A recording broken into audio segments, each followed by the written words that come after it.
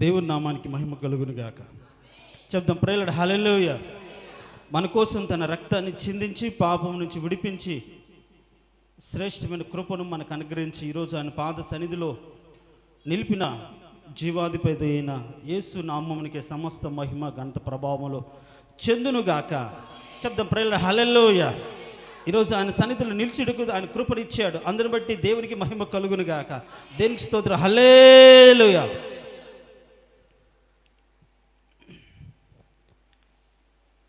రోమీయులకు రాసిన పత్రిక 3వ అధ్యాయం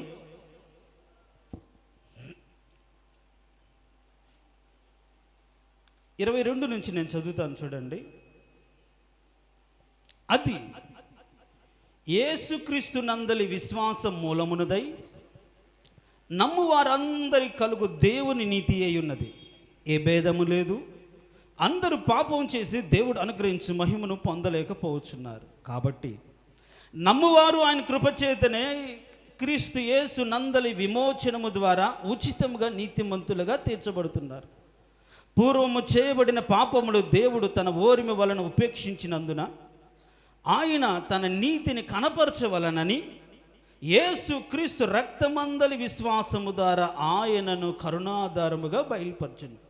ఇప్పటి కాలమందు తన నీతిని కనపరచు నిమిత్తం తాను నీతిమంతుడును యేసు నందు విశ్వాసం గలవానిని నీతిమంతునిగా తీర్చువాడనై ఉండుటకు ఆయన ఇలాగు చేసిన దేవుడు ఈ వాక్యం ద్వారా మనతో మాట్లాడును గాక. చెప్దాం ప్రేలడ్ హల్లెలూయా. 2 చేతులే చెప్దాం హల్లెలూయా.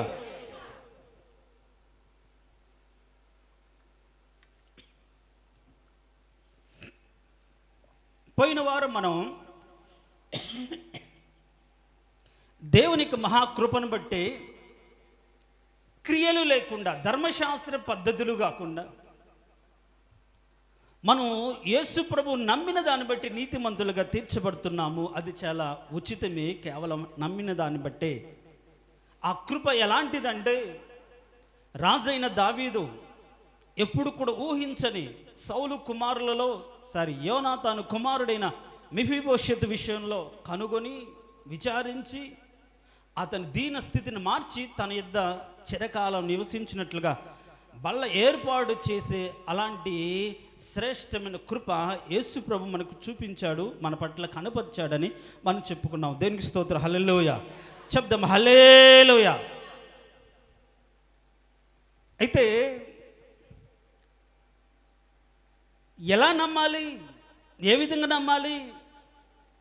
దేవుని నీతిగా మార్చబడిన మనం ఆ నీతిని ఏం చేయాలి అనే ఆలోచన మనం ఎరిగి ఉండాలి. దేవునికి స్తోత్రం. హల్లెలూయా.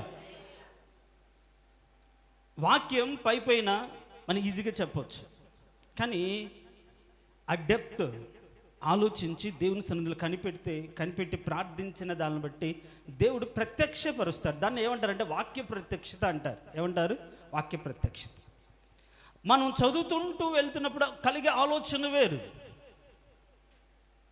ఎవరికైనా ఏదో ఒక ఆలోచన వస్తుంటుంది చదివిన దాన్ని బట్టి. అలా కాదు, చదివిన దాన్ని ధ్యానించిన దాన్ని బట్టి దేవుడు కొన్ని లోతైన విషయాలు ప్రత్యక్షపరుస్తాడు. దేవునికి స్తోత్రం. హల్లెలూయా. దేవునికి స్తోత్రం. హల్లెలూయా.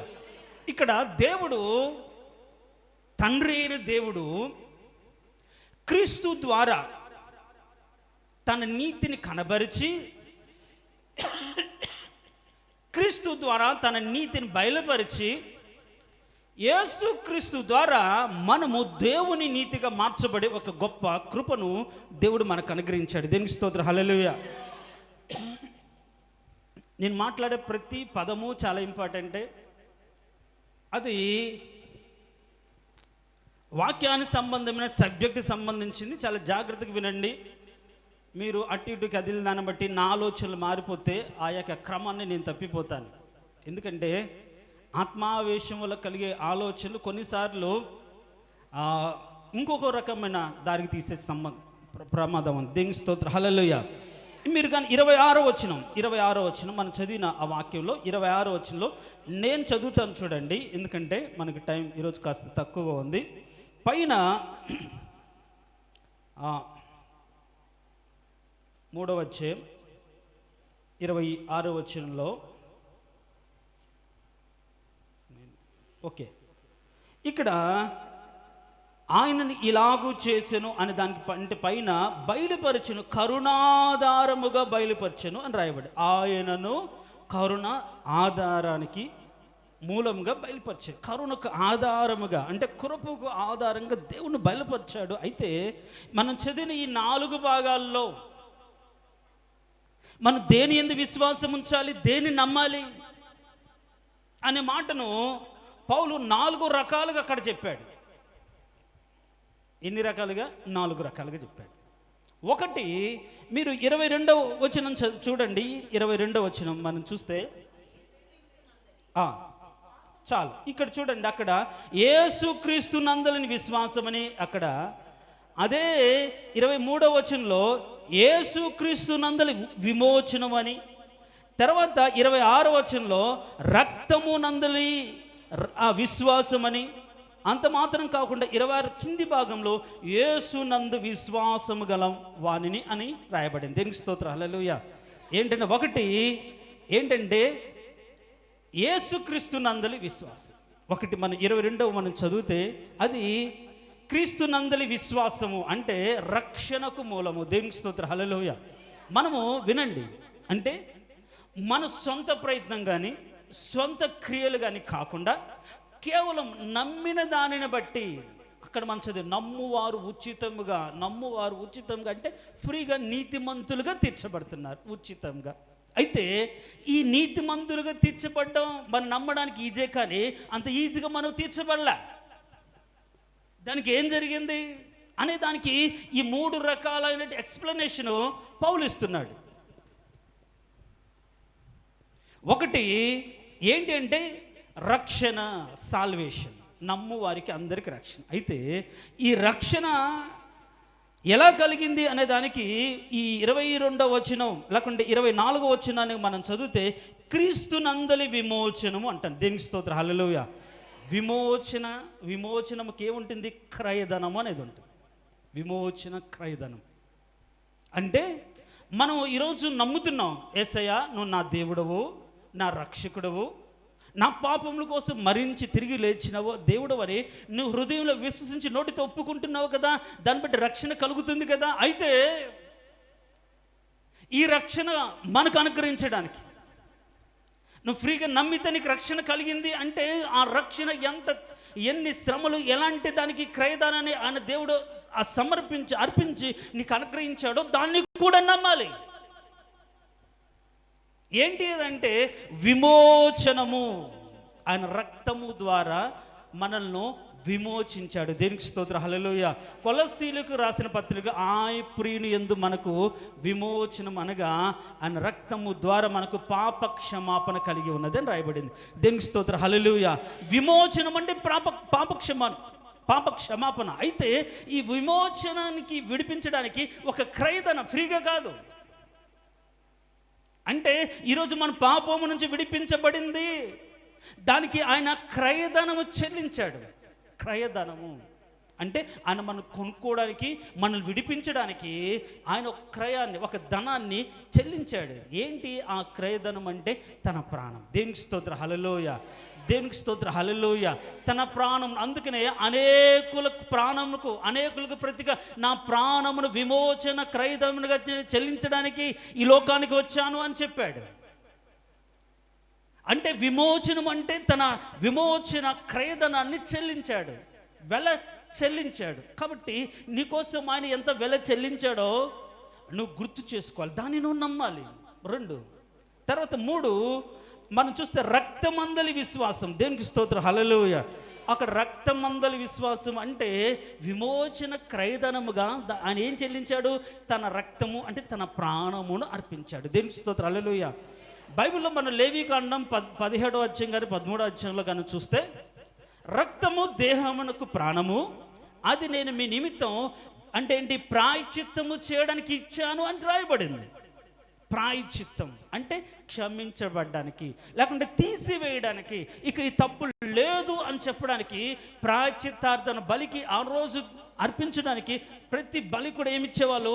రక్తాన్ని అర్పించేవాళ్ళు. అంటే విమోచన క్రయదనం తన సొంత ప్రాణాన్ని అర్పించి మనల్ని విడిపించాడు. దేవునికి స్తోత్రం. హల్లెలూయా చెప్దాం. హల్లెలూయా.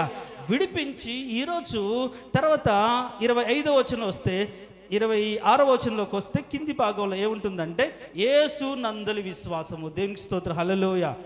అంటే ఇప్పుడు మనము ఈ విశ్వాసం ఏంటంటే తీర్పు, న్యాయము తీర్చాడు. వినాలి. న్యాయం తీర్చి ఏం చేశాడు? పాపానికి శిక్ష విధించి పాపిని దేవుడు కాపాడాడు. అంటే ఏంటి? ఇప్పుడు పాపానికి శిక్ష, పాపం చేసింది మనమైతే, పాపిష్టి మనసులు మనమైతే, మనం కొరింథీయులకు రాసిన 2వ పత్రిక 5వ అధ్యాయం 21వ వచనం చదవండి ఒకసారి. ఆ మాట చదువుదాం.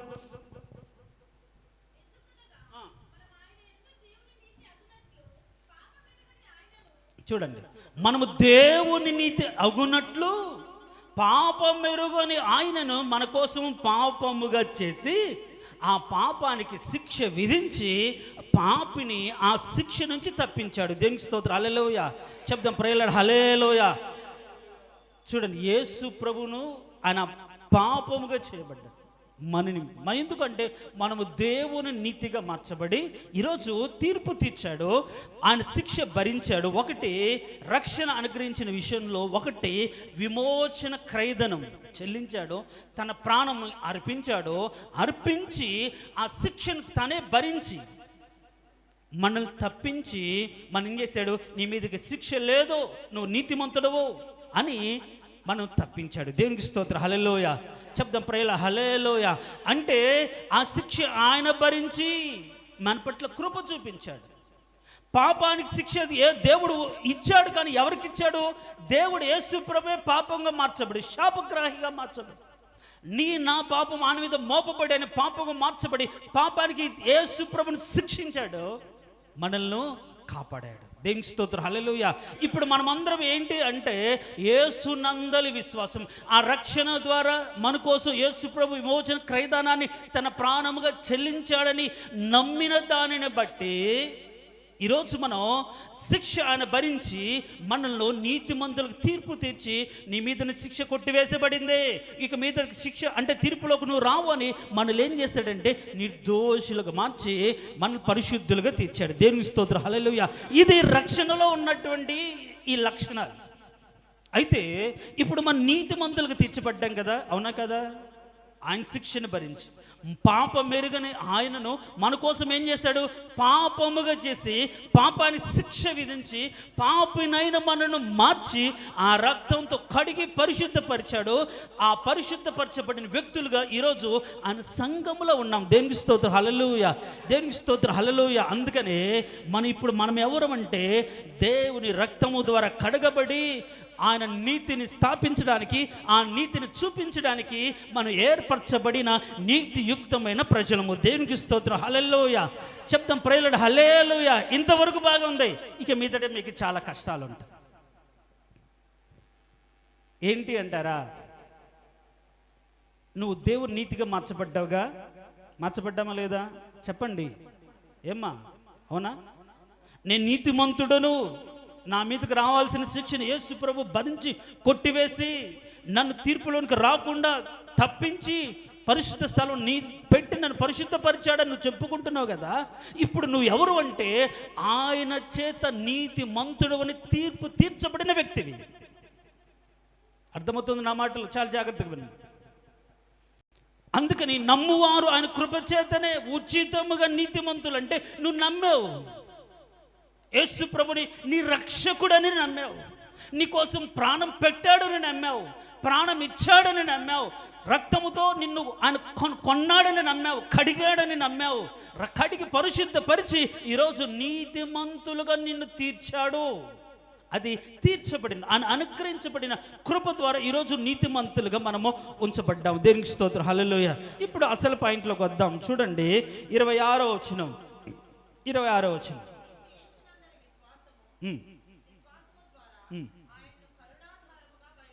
పైన వచ్చిన మనం చదివితే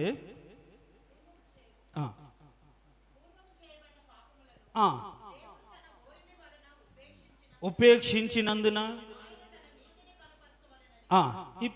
దేవుడు ఇప్పటి కాలమందు తన నీతిని కనపరచు నిమిత్తం. దేవునికి స్తోత్రం, హల్లెలూయా.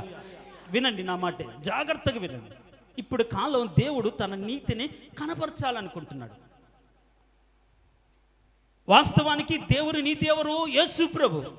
యేసు ప్రభు ఈ లోకానికి వచ్చి దేవుని నీతిని కనపరిచాడు. అవునా కాదా? చెప్పండి అమ్మా, అవునా కాదా? తండ్రిని చూపించాడు.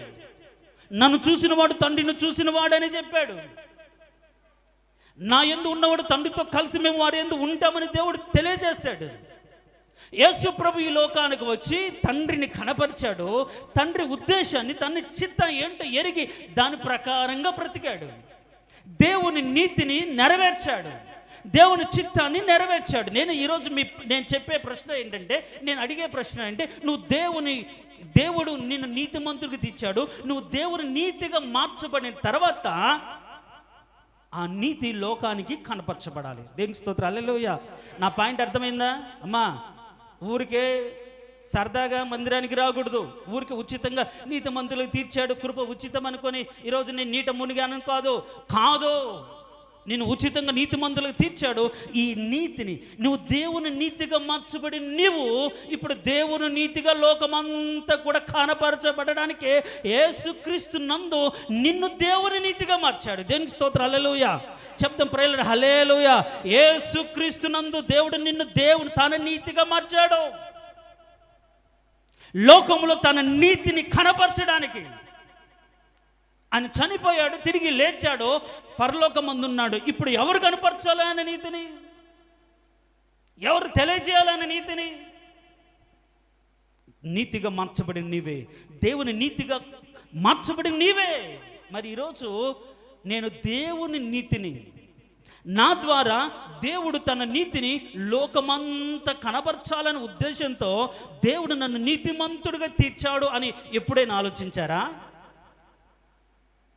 ఏ రోజైనా నీతియుక్తమైన క్రియలు కలిగి ఉండాలని ఆలోచించారా? సంఘము కూడా, సిద్ధపరచబడుతున్న సంఘము కూడా ఆ రోజు ఆమెకు సంఘము ధరించుకున్న పరిశుద్ధ వస్త్రాలేంటి? ప్రకటన గ్రంథంలో చెప్పింది ఏంటి? పరిశుద్ధుల నీతి క్రియలు అని రాయబడింది. దేనికి స్తోత్రం, హల్లెలూయా. అంటే మనం ధరించుకోవాల్సింది, మనం జరిగించాల్సింది నీతి క్రియలు కదా, పరిశుద్ధుల నీతి క్రియలు. అంటే మన ముందున్నవారు మోషే ఒక పరిశుద్ధుడు. ఆయన నీతి క్రియలంటే సుఖభోగాలు వదిలిపెట్టి, అల్పకాల పాపభోగాన్ని వదిలిపెట్టి క్రీస్తు ప్రజలతో కూడా నింద అనుభవించడానికి ఒక త్యాగపూర్వక భక్తి, అది ఆయన నీతి క్రియ. అది మనం కనపరచాలి. ఈరోజు నువ్వు దేవుని నీతిగా మార్చబడ్డావు కదా, నువ్వు దేవుని నీతి, మరి ఆ దేవుని నీతిని నీ ద్వారా కనపరుస్తున్నావా? నీ ద్వారా తెలియజేస్తున్నావా? నీతి తప్పి బ్రతుకుతున్నావా? ఎప్పుడో నీతిని మర్చిపోయావా? దేవుడు ఈరోజు తెలియజేస్తున్నాడు, నువ్వు దేవుని నీతి. అదే కాదు దేవుడు, మనం ఆయన యందు దేవుని నీతి అవునట్లు మనమే దేవుని నీతి, మనమే ఆ నీతిని లోకాన కనపరిచే నీతిమంతులమైనటువంటి సమూహం. మరి ఆ నీతిని పొందుకుని నీవు నీతిమంతుడిగా తీర్చబడిన నీవు ఈ లోకాన నువ్వు నీతిమంతుడిగా నీతిని కనపరిచి అనేకులను ఆ విశ్వాసంలోకి మనం నడిపించాలి. దేనికి స్తోత్రం, హల్లెలూయా. దేనికి స్తోత్రం, హల్లెలూయా. అలాంటి సమర్పణ మనకు రావాలి. నీతిగా మార్చాడు నన్ను, నేను నీతిగా బ్రతకాలి ఈ లోకంలో. నా నీతి ద్వారా నా దేవుడు లోకానికి కనిపించాలనే ఆలోచనతో ఈ లోకంలో మనం బ్రతకాలి. లేకపోతే భక్తి వ్యర్థమే, లేకపోతే విశ్వాసం వ్యర్థమే. కనపరచాలి అన్నప్పుడు ఏం కనపరుచుకుంటున్నావు? నీ గొప్పలా, నువ్వు కలిగిన బలమా, నీ బంధుత్వమా, నీ డబ్బా, నీ ధనమా? దేవుడు నన్ను ఇంత గొప్పగా దీవించాడని కనపరుచుకుంటున్నావా?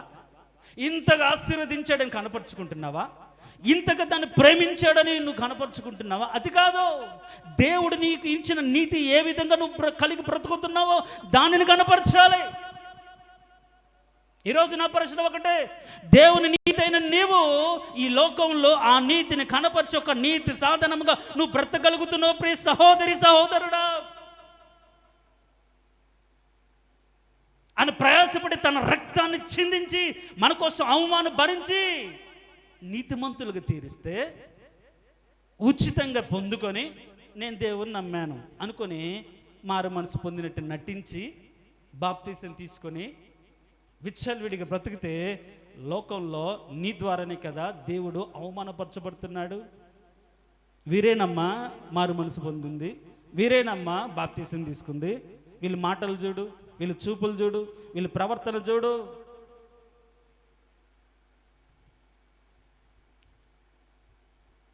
అంటే దాని అర్థం ఏంటి?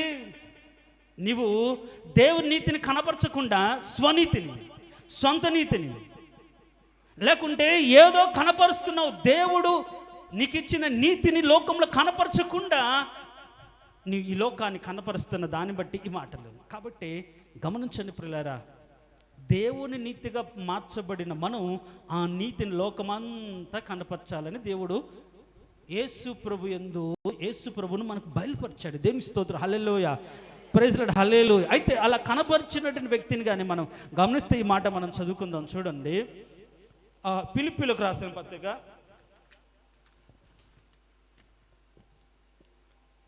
3వ అధ్యాయం. అపోస్తలుడైన పౌలు ఫిలిప్పీయులకు రాసిన పత్రిక 3వ అధ్యాయం 9 నుంచి చదువు.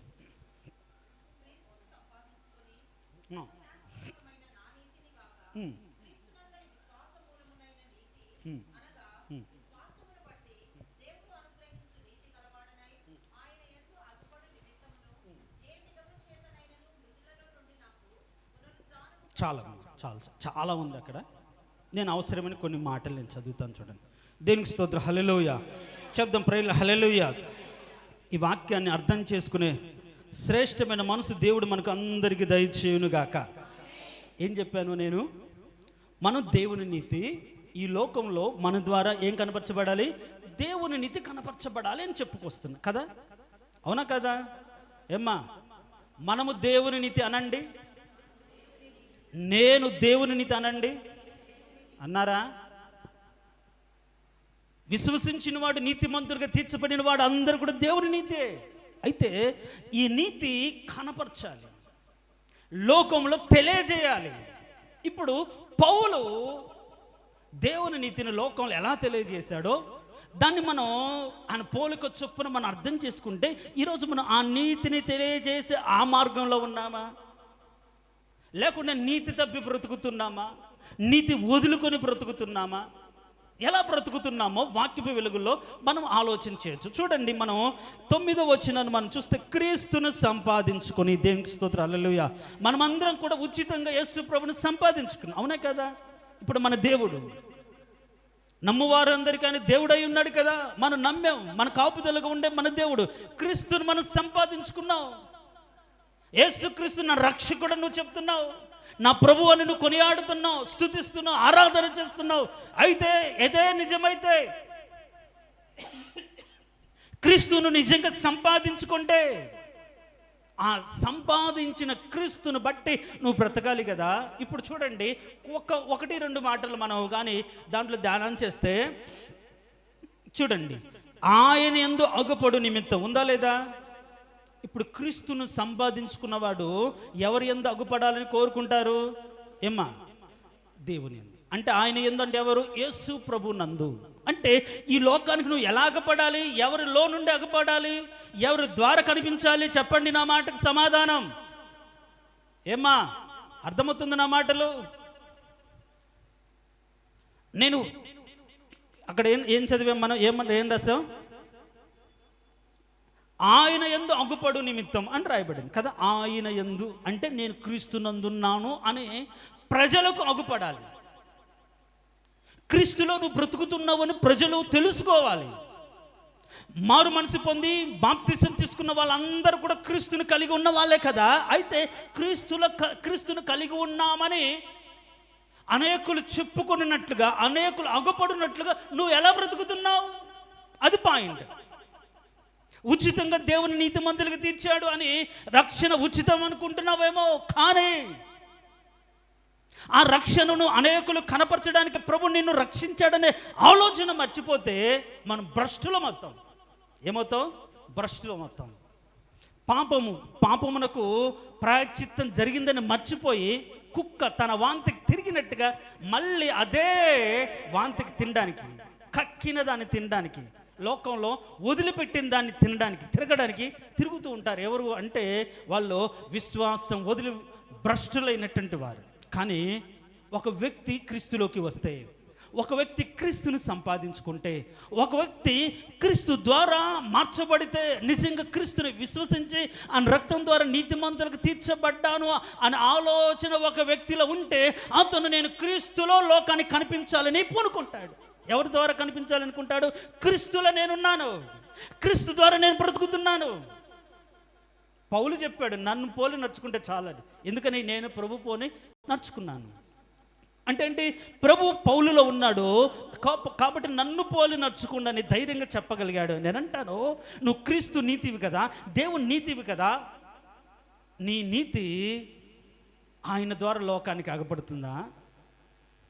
నీ నీతి ఆయనలో నుండి ప్రపంచానికి నీ చుట్టూన్న వారికి కనిపిస్తుందా, అగపడుతుందా? అందుకనే నేను ఆయన యందు అగపడు నిమిత్తం. చూడండి, ఆ మాట పట్టుకోండి. నేను ఎవరు ఎందుకు కనిపించాలి? ఎవరి ద్వారా కనిపించాలి? ఎవరి నిమిత్తం కనిపించాలి? నా ప్రభువుని యేసుక్రీస్తు నిమిత్తమే కదా. నా కోసం స్థలం సిద్ధపరుస్తున్నటువంటి మహోన్నతుడైన దేవుని నిమిత్తమే కదా. ఆయనలో అగుపడు నిమిత్తం. నన్ను చూసినవాడు, నా మాట విన్నవాడు, నా ప్రవర్తన చూసినవాడు, క్రీస్తును చూసినట్టుగా, క్రీస్తు ప్రేమ ఎరిగినట్టుగా, క్రీస్తు లక్షణం నాలో ఉన్నట్లుగా లోకానికి నేను కనిపించాలని ఆలోచనతో ఈ లోకంలో మనం బ్రతకాలి. మరి ఎలా బ్రతుకుతున్నావు నువ్వు? నీతి వదిలేసావా? చూడండి, పౌలు క్రీస్తును సంపాదించుకొని ఆయనలో అగుపడు నిమిత్తం అంటున్నాడు. దేవునికి స్తోత్రం, హల్లెలూయా. ఈరోజు నువ్వు ఎవరిలో అగుపడాలనుకుంటున్నావు? నలుగురిలో అగుపడాలనుకుంటావు, నలుగురిలో తెలియబడాలనుకుంటాం. ఒక మీటింగ్స్ పెడితే అక్కడ అందరు స్టేజ్ మీద అగపడాలని కోరుకుంటాం, ఒక ఉన్నతమైన స్థానం ఉండాలని అగపడాలని కోరుకుంటాం. కానీ క్రీస్తులో ఉండాలని, క్రీస్తు ద్వారా నువ్వు కనపరచబడాలని నిన్ను చూస్తే, ఇదిగో ఇతని మాటలు నిజంగా వాక్యానుసారమైన మాటలు, ఇతని ప్రవర్తన వాక్యానుసారమైందే అని క్రీస్తు నిన్ను చూస్తే, క్రీస్తును చూసినట్లుగా క్రీస్తు నందు అగపడేటట్టుగా నీ ప్రవర్తన ఉందా? ఎందుకు దేవుడు నీతిగా మార్చాడు? ప్రియ దేవుని సంగమా, నువ్వు క్రీస్తును లోకానికి కనపరచాలి. దేవునికి స్తోత్రం, హల్లెలూయా. దేవుడు అనుగ్రహించిన నీతిని లోకానికి కనపరచాలి. అయితే ఏం చేయాలి? అయితే అగపరచాలి అంటే ఏం చేయాలంటే, ఇప్పుడు కొన్ని మాటలు చాలా ఫాస్ట్గా చెప్తాను. 3:9 ఏమంటాడు? 3:9 ఏమంటాడంటే, ధర్మశాస్త్ర మూలమైన నా నీతిని కాక, ఏంటంట? స్వనీతి. ఆయన ధర్మశాస్త్రములో ప్రావీణ్యుడు. మనం ఆది కాండం నుంచి ద్వితీయోపదేశ కాండం వరకు ఉన్నటువంటి ఈ 5 అధ్యాయాలు కంటత పట్టి ఎక్కడ ఏ వచనం అడిగిన చెప్పగలిగినటువంటి నిష్ణాతుడు. ధర్మశాస్త్రపూర్వకంగా నీతి తప్పకుండా బ్రతకడానికి నిశ్చయించుకున్న వ్యక్తి. ధర్మశాస్త్ర ప్రకారంగా ఒక వ్యక్తిని చంపడానికైనా సిద్ధపడిన వ్యక్తి. తన మతాన్ని రక్షించుకోవడానికి ప్రయాసపడిన వ్యక్తి, పోరాడిన వ్యక్తి. క్రీస్తు అప్పుడప్పుడే క్రీస్తుని గురించి ప్రకటన జరుగుతుంది, ఇది ధర్మశాస్త్రం వేరు కదని అలాంటి వారిని నాశనం చేయడానికి హానికరుడిగా మార్చబడిన వ్యక్తి. అంటే తన ధర్మశాస్త్రం తనని ఎదుటి వరకు హానికరంగా మార్చింది, చంపడానికి సిద్ధం చేస్తుంది.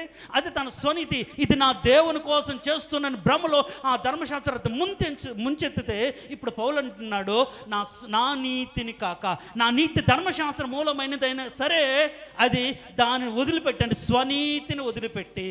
దేవునికి స్తోత్రం, హల్లెలూయా. నువ్వు దేవునిలో కనిపించాలంటే ముందు నీ నీతి క్రియలను, నీ సొంత డబ్బాలను వదిలిపెట్టాలి. రాత్రి మనం చెప్పుకున్న నెహెమ్యా అంత గొప్ప కార్యము చేసి, తలంపు ఆయన, ప్రయాస ఆయన అంతా చేసి ఏమంటాడు? ఇది దేవుడు నాలో పుట్టించిందని మహిమను, ఘనతను దేవునికి ఇచ్చాడు. ఈరోజు చిన్నది చేస్తే చాలు.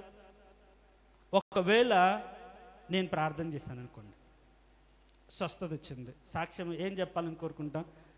రవి పాస్టర్ గారు వచ్చి ప్రార్థన చేస్తే బాగుపడింది అని, అంటే లోకంలో నా ద్వారా ఈ మేలు జరిగింది, నా వల్ల నీ క్రియ జరిగింది అని చెప్పుకోవాలి అనుకుంటూ ఉంటారు ఎవరైనా సరే.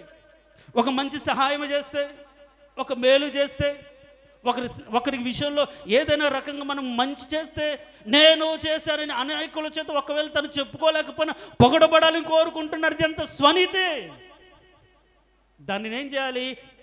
అంటే విసర్జించి, అంటే క్రీస్తునందు నువ్వు కనిపించాలంటే నీ నీతి కాదు, అనుగ్రహించిన నీతిని నువ్వు లోకానికి కనపరచాలి. దేనికి స్తోత్రం, హల్లెలూయా చెప్తాం, ప్రియులారా హల్లెలూయా. ఇప్పుడు అందుకని యేసును సంపాదించుకున్నాను కాబట్టి నా నీతిని వదిలిపెడుతున్నాను. ధైర్యంగా చెప్పగలుగుతారా ఎవరైనా సరే? నీ సొంత నీతిని, స్వనీతిని, సొంత ఆలోచనలు వదిలిపెట్టి దేవుని వాక్యానుసారంగా బ్రతుకుతున్నాను, దేవుని చిత్తాన్ని జరిగించడానికి నిశ్చయించుకున్నాను అనే ఆలోచన, ఒక తీర్మానం ఏ వ్యక్తిలో ఉంది ఈరోజు? అంత నా ఇష్టము, నాకు నచ్చినట్టు, వాళ్ళు కోరుకున్నట్లు అన్నీ జరగాలని దేవుని దగ్గరికి వస్తారు. కానీ ఆయన సంపాదించుకొని దేనికోసం మనం సంపాదించుకున్నాడో, ఏది జరిగించడానికి సంపాదించుకున్నాడో, ఎలా బ్రతకడానికి అది మర్చిపోతాం. క్రీస్తు ఉన్నా సరే మనం మన ఇష్టం మందే, ఆయన వాక్యం ఆయనదే. ఆయన చెప్పేది చెప్పుకుంటాడు, మనం చేసేది మనం చేసుకుంటాం. స్వనీతిని చంపుకోవాలి. క్రీస్తుని కనపరచాలంటే ఏం చేయాలి? స్వనీతిని చంపుకోవాలి. స్వనీతిని వదిలిపెట్టాడు. ఇప్పుడు ఎవరు? అబ్రహాము స్వనీతిని పౌలు స్వనీతిని వదిలిపెట్టాడు. మనం చూస్తాం, వదిలిపెట్టాలి. ఇప్పుడు ఇందాక మనం చెప్పుకున్న మోషే ఏం చేశాడు? సుఖభోగాలను వదిలిపెట్టాడు, రాజరికాన్ని వదిలిపెట్టాడు, రాజుగా ఉండే రాజకుమారుడు ఉండే భాగ్యాన్ని కాదనుకున్నాడు. కారణమండి క్రీస్తు ప్రజలతో కూడా ఉండటకు. అవునా కదా? చెప్పండి ప్రజలు, హల్లెలూయా.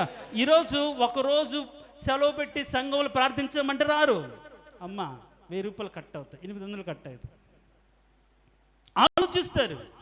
దేవుని ప్రజలతో ఉండాలనే భాగ్యాన్ని ఆలోచించడం. సుఖభోగాలు ఏం వదిలిపెడుతున్నావు? క్రీస్తు ప్రేమను కనపరచడానికి, క్రీస్తును లోకంలో కనపరచడానికి ఏం వదులుకోగలుగుతున్నావు? లోకాన్ని వదిలిపెట్టావా? లోకాశలు వదిలిపెట్టావా? లోకం మీద కోరికలు వదిలిపెట్టావా? లోకానుసారం జీవితం వదిలిపెట్టావా? లోకానుసారం పద్ధతులు వదిలిపెట్టావా? లోకపు ఇచ్ఛలు వదిలిపెట్టావా? ఏం వదిలిపెట్టావా? నేను క్రీస్తుని సంపాదించుకున్నాను చెప్పుకుంటున్నావు. దేవుడు చూడడా? చూస్తాడు. చాలా లోతుగా పరిశీలిస్తాడు. క్రైస్తవుడికి బ్రతకడం అంటే అంత ఆషామాషి కాదు. వేషధారలో బ్రతకొచ్చు, కానీ నీతిగా బ్రతకడం అంత ఈజీ కాదు. అర్థం చేసుకుని బ్రతకాలి. కాబట్టి నా ప్రియ సహోదరులారా, ఆయన ఎందు అగుపడం నిమిత్తం పౌలు ఏం చేశాడు? తన స్వనీతిని వదిలిపెట్టాడు. తర్వాత కొన్ని మాటలు 11వ వచనం చూస్తే, 11వ వచనంలో మనం చూస్తే, ఫిలిప్పీలకు రాసిన పత్రిక, ఏ విధము చేతనైనను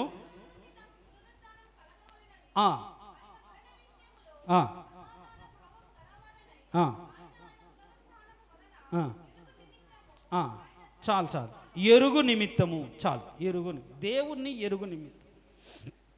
ఇది చాలా పెద్ద టాపిక్ అండి. ఎరుగు నిమిత్తం, దేవుణ్ణి ఎరుగు నిమిత్తం. నీకేం తెలుసు? దేవుడి గుణగణాలు తెలుసా? దేవుడు ఏమి చేయొద్దన్నాడు తెలుసా?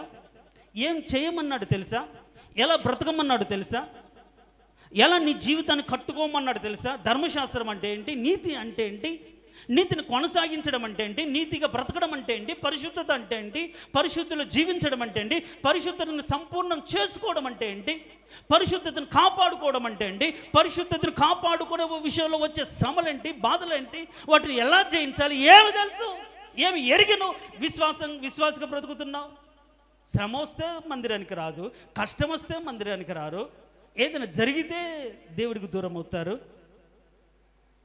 ఏం ఎరిగావు దేవుని గురించి? ఏం తెలుసుకున్నావు? ఎలా నిన్ను నీవు కాపాడుకోవాలని ఆ భక్తి చేస్తున్నావు? ఏం ఎరిగి ఉన్నావు? దేవుడు ఎలాంటి వాడని ఎరిగి ఉన్నావు? పాటలు అయితే పాడతావు. ఆయన మహోన్నతుడైన దేవుడు, ప్రేమ కలిగిన దేవుడు, కనికరం కలిగిన దేవుడు, ఆశ్చర్యకార్యాలు చేసే దేవుడు, చుట్టూ ఉండి పరిశీలించే దేవుడు, హృదయ బాధలు ఎరిగిన దేవుడు. ఎన్ని మాటలు అంటావు? నీ హృదయాన్ని చూసే దేవుడు అని తెలిసినప్పుడు నీ హృదయం ఆయన ఎదుట ఎలా ఉందో నిన్ను నువ్వు ఎరగవా? ఏ విధంగా ఉందో నిన్ను నువ్వు చూసుకోవా? పరిశీలించి తెలుసుకున్నావని అని పాఠం మనం పాడతాం కదా. మరి పరిశీలించినప్పుడు నా హృదయం నీ ఎదుట నిర్దోషంగా ఉందనే ఆలోచన నీకు రాదా? పాట అయితే పాడతామా? ఆలోచన అయితే చేయమా? ఏం భక్తి అండి అది? ఒక మాట దేవుని సన్నిధిలో మనం పలుకుతున్నప్పుడు, పాడుతున్నప్పుడు హృదయాంతరంగాల నుంచి రావాలి. అది అనుపూర్వకంగా రావాలి. లేకపోతే అది ఏమవుతుందంటే వేషధారణ మాట, అదేమవుతుంది ఇచ్చకపు మాట అయిపోతుంది, కాని మాట అయిపోతుంది. ముఖస్థుతి అంటాడు యేసు ప్రభు వాక్యంలో. అంటే నీ ముఖస్థుతి మాత్రం చేయడానికి సంఘానికి వస్తావా? కాదు కదా. ఏం ఎరిగావు? నీ బలహీనతలో నీ బలం ఏంటి ఎరిగావా? ఆయన కృప నీ ఏ విధంగా చూపుతుందో నువ్వు తెలుసా? సంఘ సహవాసం అంటే ఏంటో తెలుసా? సంఘములో నువ్వు ఎలా ఆ మార్గంలో ఎలా బ్రతకాలో తెలుసా? ఆ మార్గంలో దేవుడు చూపించి అడుగుజాడాలి తెలుసా? ఏం తెలుసు నీకు? మరి భక్తి చేయడానికి, దేవుని నమ్ముకోవడానికి నేను నమ్ముకున్నానంటే సరిపోతుందా? కాదు. చాలా భ్రమలో ఉన్నారు ప్రియులారా. ఎరుగు నిమిత్తం యేసు ప్రభు శ్రమలో ఆయన ఎలాంటి వాడు, ఆయన శ్రమలో పాలివాడై ఆయన ఎరుగు నిమిత్తం ఈ శ్రమలో నన్ను ఎలా తప్పిస్తాడు, ఎలాంటి స్థితిలోనైనా సరే పోరాడాడంటే పౌలు. ఆ శ్రమలో కూడా క్రీస్తులో ఉన్నవాడునని లోకానికి చాటి చెప్పగలిగినట్లుగా తను బ్రతుకుతూ యేసులో ఆయన యందు అగపడడానికి ఆయన ప్రయాసపడ్డాడు. మనం ఎలా ప్రయాసపడుతున్నాం? ఈరోజు ఆత్మదేవుడు వేదనతో అడుగుతున్న మాటలు ఇవన్నీ. ఈ నా సొంత ఆలోచనలు కాదు. ఆయన యందు మనము అగపడాలి, సంఘం ఆయన యందు అగపడాలి. ఎరుగు నిమిత్తం ఆయన తెలుసుకోవాలి. ఆయన ఎలాంటి వాడు, ఏం కోరుకుంటున్నాడు, ఏం వద్దన్నాడు, ఏం తెలుసుకోకుండా నాకు తెలియదు అని ఉండడం కరెక్ట్ కాదు. దేవునికి స్తోత్రం. హల్లెలూయా, ప్రైజ్ ది లార్డ్, హల్లెలూయా. అదే 11వ వచనంలో క్రీస్తు కొరకు శ్రమలను సహించిన వాడిగా మనం చూస్తాం. దేవునికి స్తోత్రం, హల్లెలూయా. ఏంటంట? క్రీస్తు కొరకు శ్రమలను శ్రమలలో పాలువాడొకటి ఎట్టిదో ఎరుగు నిమిత్తం. క్రీస్తు నిమిత్తం ఉండే శ్రమ ఏంటి, వాటిలో ఎలా పాలువాడాయో, ఎట్లా జయించాడో మనం చూస్తాం. కొరింథీయులకు రాసిన పత్రికలో దివారాత్రులు అన్నపానాలు లేకుండా ఉన్నాడు, సముద్రంలో ఉన్నాడు, కపట సహోదరుల వల్ల వేదన పొందాడు, కొట్టబడ్డాడు, ఎన్నో తిప్పలు పడ్డాడు, ఎన్నో రకాల శ్రమలు అనిపించి వీటన్నిటిలో కూడా క్రీస్తును కలిగి ఉండి లోకానికి చూపించిన వ్యక్తిగా ఉన్నాడు. దేవునికి స్తోత్రం, హల్లెలూయా, దేవునికి స్తోత్రం, హల్లెలూయా. పౌలు కలిగిన దేవుని నీతిని లోకానికి కనపరుస్తున్నాడో ఆయనలో ఉండి లోకాన్ని వదిలిపెట్టాడు. లోకాన్ని ఎట్లా వదిలిపెట్టాడంటే ఇంకా లోకం నాకు పెంటతో సమానం అని వదిలేశాడు. విసర్జించిన తర్వాత మళ్ళీ అది కావాలని ఎవరైనా కోరుకుంటారా? ఈరోజు ఎంతమంది ఆ పెంటకు ఆశపడుతున్నారు? నువ్వు ధనాశను వదిలిపెట్టావు, కోపాన్ని వదిలిపెట్టావు, మళ్ళీ ఈరోజు కోపగించుకుంటున్నావు, అసూయపడుతున్నావు, కపటంగా బ్రతుకుతున్నావు. అంటే ఏంటి దాని అర్థం? వదిలిన దాన్ని, విసర్జించిన దాన్ని నువ్వు ఆరగిస్తున్నట్టే, కుక్కలాగా నువ్వు బ్రతుకుతున్నట్టే లెక్క కదా. పెంటతో సమానంగా ఎంచుకుంటే ఎవరండి దాని జోలికి పోతారు? ఈరోజు లోక కోరికలు, లోకాశలో నేను దేవునితో సిలువేయబడి ఉన్నాను, అవి లేవు అని చెప్పగలిగిన భక్తి ఎంతమందికి ఉంది? అది కదా క్రీస్తును చూపించే భక్తి విధానం. అందుకే కదా నేను నీతిమంతుడిగా దేవుడు తీర్చింది. ఆయన ఏందో నీతిగా నిన్ను మార్చింది. ఎందుకంటే ఆయన ద్వారా లోకానికి నువ్వు ఆయన నీతిని కనపరచడానికి. దేవునికి స్తోత్రం, హల్లెలూయా. ఆయన నీతిని నువ్వు కనపరచాలంటే ఏం వదిలిపెట్టాలి? నీ స్వనీతిని, సొంత కార్యాలను, సొంత ఉద్దేశాలు వదిలిపెట్టాలి. ఆయన ఎరుగు నిమిత్తం ఎలాంటి స్థితిలో పాలువాడగొట్టకు నిన్ను నీవు సమర్పించుకోవాలి. అంతే మాత్రం కాకుండా ఇంకా సమయం లేదు కాబట్టి చెప్తున్నాను. 13వ వచనంలో వెనుకున్నవి మరచి. దేవునికి స్తోత్రం, హల్లెలూయా. ఏంటంట? వెనక ఉన్నవి మరచి. ఇప్పుడు యేసేపు అన్నాలు చేసింది మర్చిపోయాడా లేదా? ఏమా గుర్తుపెట్టుకొని సాధించాడా? గుర్తుపెట్టుకుని బాధించాడా? గుర్తుపెట్టుకుని తిప్పిపొడిచాడా? మనమైతే ఏం చేస్తాం చెప్పండి? ఏమా ఏమంటా? నిజంగా చెప్పండి, మనమైతే ఏం చేస్తాం? సిగ్గు లేదా? మళ్ళీ ఏ మొహం పెట్టుకుని నా దగ్గరికి వచ్చావు? ఆ రోజు అన్నప్పుడు నీకు తెలియదా? ఆ రోజు చేసినప్పుడు నీకు తెలియదా అని ఎన్ని మాటలు అంటావు. గతాన్ని మర్చిపోము, గుర్తుంచుకుంటాం. వాడిని చూసినప్పుడే గుర్తొస్తుంటుంది, వాళ్ళు జ్ఞాపకం వచ్చినప్పుడు అన్నీ గుర్తుపెట్టుకుంటాం. కానీ పౌలు గతాన్ని మర్చిపోయి వెనకున్న వాటన్నిటి విడిచిపెట్టి వదిలిపెట్టి ముందున్నటువంటి బహుమానం కోసం పరిగెత్తాడు. దేవునికి స్తోత్రం, హల్లెలూయా. చెప్దాం, ప్రైజ్ ది లార్డ్, హల్లెలూయా. క్రీస్తు నందు మనం నీతిగా భక్తి చేస్తే నిత్య జీవం దేవుడిస్తాడు, జీవ కిరీటం దేవుడిస్తాడు. ఒక బహుమానం ఉందండి ఈ భక్తికి. ఊరికే మనం ప్రయాసపడాల్సిన అవసరం లేదు. ఆ బహుమానం పొందాలని మనం పరిగెత్తాలి. దేవునికి స్తోత్రం, హల్లెలూయా. దేవునికి స్తోత్రం, హల్లెలూయా. కాబట్టి ఈరోజు నీ నీతిని నీ ద్వారా కనపరచగలుగుతున్నావా? దేవునిలో ఉండి కనపరచగలుగుతున్నావా? పౌలు అంటాడు, ఆయన యందు అగపడు నిమిత్తం. నేను క్రీస్తును సంపాదించుకున్నాను, ఆయన యందు అగపడు నిమిత్తం. ఏంటి? విసర్జించాను, వదిలిపెట్టేశాను, పెంటతో వాటిని సమానంగించుకొని దాన్ని ఇంకా కాదనుకున్నాను.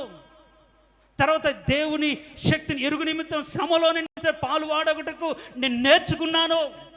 గతాన్ని పూర్తిగా వదిలిపెట్టేసి బహుమానం కోసం పరిగెత్తుతున్నానని క్రీస్తులో ఉండి చెప్పగలుగుతున్నాడు. దేవునికి స్తోత్రం, హల్లెలూయా. తన నీతిని లోకమును దాని ఉన్నదాన్ని ప్రేమించకూడదు అని చెప్పిన మాటను నెరవేరుస్తున్నాడు. ఈరోజు నువ్వు క్రీస్తుని సంపాదించుకొని దేవుని నీతిగా మార్చబడిన నీవు ఎలా ఆ నీతిని లోకానికి కనపరుస్తున్నావు? ఏం వదిలిపెట్టావు? ఇంకా అది వదిలిపెట్టలేదమ్మా, ఇది వదిలిపెట్టలేదమ్మా అని అంటున్నారా? అంటారు. ఇప్పటికైనా వదిలిపెడితే మంచిది, ఇప్పుడైనా గతాన్ని మర్చిపోతే మంచిది, వదిలిపెడితే మంచిదే. క్రీస్తు వైపు చూస్తూ, విశ్వాస కర్తవైన యేసు వైపు చూస్తూ మనం ముందుకు వెళ్తే మంచిదే. మన నమ్మకం ఈ విధంగా క్రీస్తులో ఉండే విధంగా మనం బలపరచాలి. క్రీస్తు కోసం బ్రతికే విధంగా మనం బలపరచాలి. క్రీస్తు నీతిని కొనసాగించడానికి ఆ నమ్మకం మనలో ఉండాలి. అంతే తప్ప స్వస్థతల కోసము, ఆశీర్వాదాల కోసం కాదు. ఈ నమ్మకం నమ్మినందుకు దేవుడు నీతిమంతుడిగా తీర్చాడు. ఆ నమ్మకం ఒమ్ము కాకుండా ఆ నీతిని మనము కొనసాగించాలి. ఆ నీతిని మనం లోకానికి కనపరచాలి. అందుకని ఇప్పటి కాలమందు ఆ నీతిని కనపరచవలనని యేసు ప్రభువును మనకు బయలుపరిచాడు అని మాట రాయబడింది. మనమే దేవుని నీతిని బయలుపరచాలి. యేసు ప్రభు కనపరిచి వెళ్ళిపోయాడు. ఈరోజు ఆయన ద్వారా రక్షణ పొందిన మనం ఆ నీతిని లోకానికి కనపరచాలి. అలాంటి నీతిని కనపరిచే నీతిమంతులుగా ఈ లోకంలో మనం నివసించుదుముగాక. తలలు వంచండి.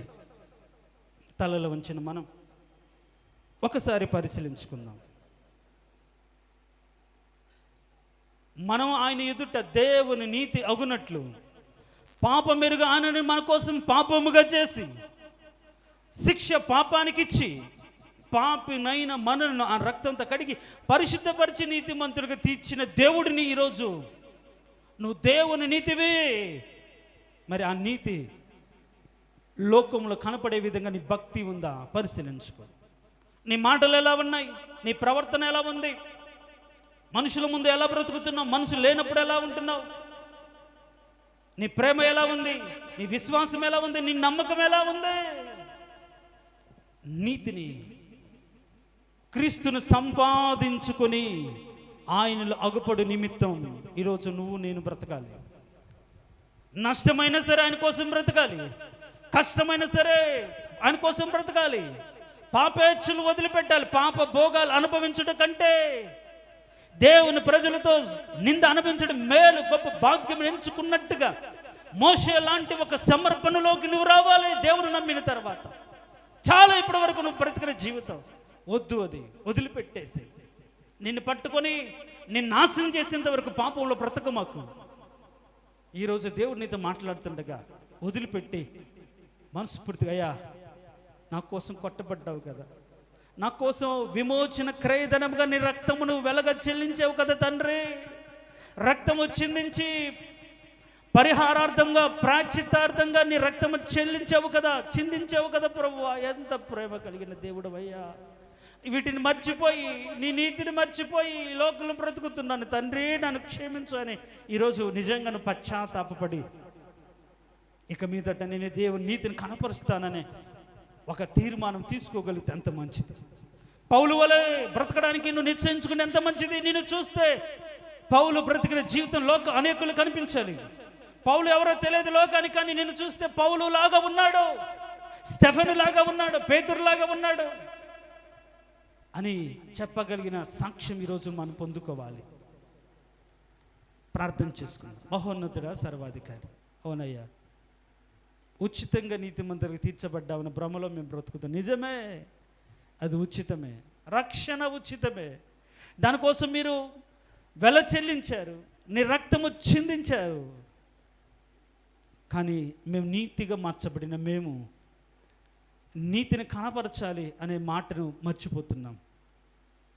ఇంకేముందులే, ఇంకా గుడికి వెళ్ళి రావడమే కదా, ఆదివారాలు శనివారాలు మంగళవారాలు వెళ్ళి రావడమే కదా అన్నట్లుగా బతుకుతున్నారు నాయన.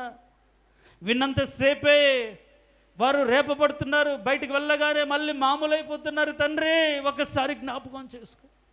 వాక్యం వాళ్ళు హృదయాంతరంగా నాటబడి దేవుని నీతిగా బ్రతికే స్టెఫనులాగా, పిలుపులాగా వారి జీవితంలో నిన్ను కనపరుచినట్లుగా, వీరు ఈ క్రీస్తుతో కూడా ఉండిన వారు అని వారు అనేకులు గుర్తెరుగున్నట్లుగా మా జీవితం, మా సాక్షి ఉండాలి అని మేము చెప్తుండగా, నాయనా మా ప్రవర్తన మార్చుకుని కుడి ఎడమల నీతి ఆయుధములు కలిగి ఈ లోకంలో నీతిమంతుడిగా, మీరు నీతిమంతుడి కాబట్టి మేము ఆ నీతితో బ్రతికే ఉన్నతమైన కృపను మాకు ఇవ్వండి తండ్రి. నీకు స్తోత్రం. ఎన్నోసార్లు తప్పిపోయాం, కానీ నీ ఓరిమి వలన మీరు ఉపేక్షించారు నాయన. మీరు సహించిన దాన్ని బట్టి మేము క్షమించబడ్డాము నాయన. అంతే. ఇది మా గొప్పతనం కాదు, ఇది మా అదృష్టం కాదు ప్రభు, అది కేవలం నీ కృప. అది అర్థం చేసుకొని ఇక మీదట రక్షణ పొందిన, బాప్తిసం తీసుకున్నవాడు లోకానికి ఏ సాక్ష్యార్థమైన నీతియుక్తమైన బ్రతుకును కనపరిచే ఒక సాక్షి అని వాళ్ళు ఎరిగి బ్రతికే జ్ఞానం ప్రతి ఒక్కరికి దయచేయండి.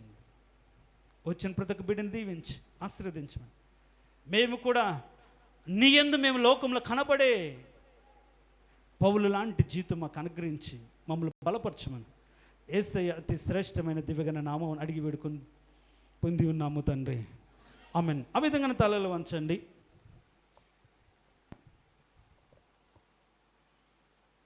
తలలు వంచిన మనం ఒకప్పుడు దుర్మార్గులం, ఒకప్పుడు పాపులం,